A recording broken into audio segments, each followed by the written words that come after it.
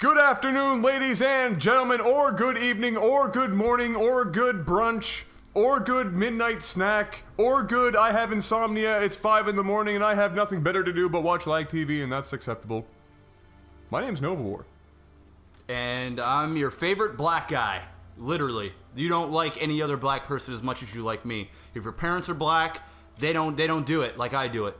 Yep. And if you look up on the LAGTV t-shirt shop, we actually have a mold of Maximus Black's penis for yours and your loved ones this Christmas season. Please. It is the gift that keeps on giving. Woo. Mr. Maximus Black. Yes, sir. Hit me up with the least most sexual noise you've got. Okay. Actually, not the least most sexual, the least most sexy noise you can think of. Oh. Was that like a bull? Or like a really manly woman? Or was it a man? Or was it all three?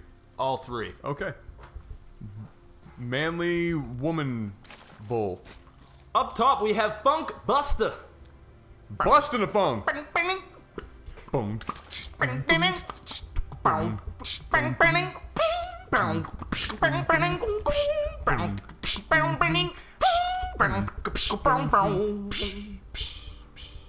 know, we do that a lot, but it gets better every time, I feel. Yep.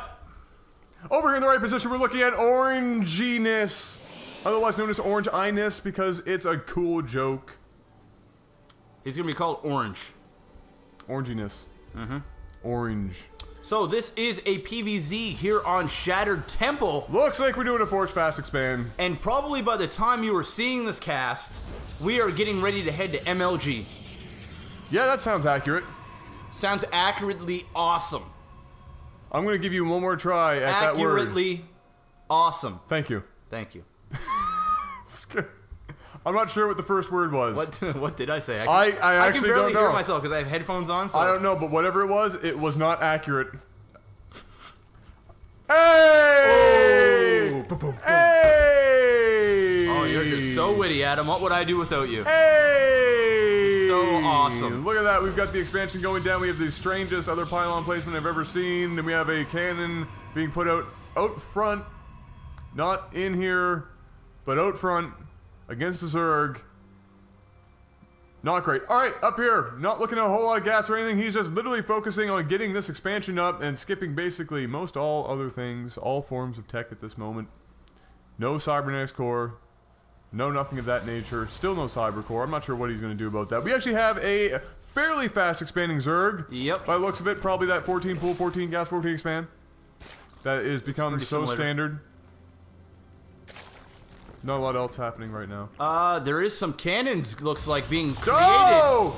And just as the hatchery finished as well. This is literally the worst place that this drone could have ended up. Yeah, that is absolutely horrible. A couple of lings are now out frantically trying to get rid of these pylons on the ends, but it's not going to work. A cannon or two is going to finish, and this hatchery looks like it's going to be history. No, you're doing it all wrong. That's a little better. It's a little better. It's this.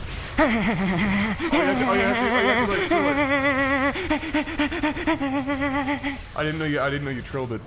Yeah. Oh, yeah, you do like one long one, but then you gotta.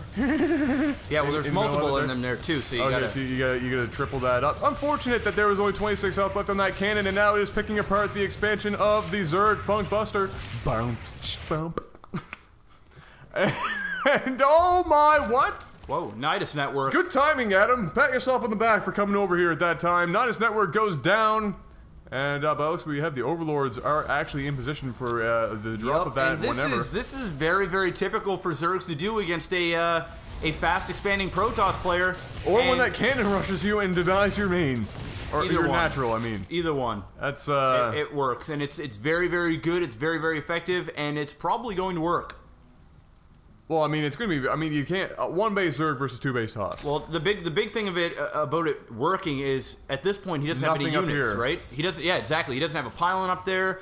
He basically is dead in the water. If you are fast expanding like this and you are up against a Zerg and you he is spreading a couple of pylons though, which is what I like to see. That is very good. He's got his pylons out here. He's probably expecting what will inevitably happen. Because we have another pylon happening up here as well. Very good by and Orange. One down here. But what I would like to see is one back here and maybe a cannon or two. If you're going to spend a couple $100 to deny this expansion, and you're going to spend $300 on pylons, and he pulled the probes. Yep. Which is what he had to do, because he has no units otherwise, and he's actually going to get rid of it. That is unfortunate. All right, boys, back to work. FunkBuster. Oh, look at this. I like it. He needs patrolling back and forth. Why not just drop one cannon there? Because that would make too much sense. Yep. Oh, no. He needs to get over there right now with those probes. Where are you? Or it's going to be too late. There we go. There we go. He's actually going to get I don't know. It's going to be very close. It's going to be extremely close. In fact, it is finishing. Here comes the Lings. The Lings are now out, and they had metabolic boost. Oh, man, and that is just enough to be able to take out quite a bit of probes. That's a lot of Lings to make it through there in time. Those probes are going to be forced to leave the base. Another Nidus network another one. Down. Bob comes up here. Bob's all by himself. Bob doesn't want to be up here. No, Bob's with the sour. This is a terrible place for Bob to be. Oh. Bobby, what do you know? Bobby, you don't get paid nearly enough money to run in there like that by yourself. And another Nidus network comes up. Now more Lings coming into the base. He's okay, though. He's down here. That's unfortunate that Steve is stuck there. Had to cancel that cannon. Well, you know what? He is okay, but he definitely needs a cannon or two. Oh, he's going to wall up here. He needs a cannon or two in behind that natural mineral line, because if those Lings come in and they hold position at that mineral line, they're going to be able to take out massive amounts of probes. But luckily, he did wall off. But what's it to say he cannot Nidus in behind the main? Anywhere, really. Or get rid of those rocks. Yeah. He can come down here and he can Nidus right here. Yep. And he might see it. It would be close. He might see it. He might not see it. And he might not get to it in time. He is going to be okay here, though, because he did wall off. These things are basically free to do whatever the heck they want up here. And he really needs to watch it, because there is a sentry in position at the bottom of the ramp of Orange. And if he gets off a good force field at the top of the ramp and cut off about 3/4 of those hero Lings. Cannon in the making right now, and a hero Steve the Stalker as well. What's going on back up here in base? We're looking at the Baneling's nest. He does know that he's up against a wall now.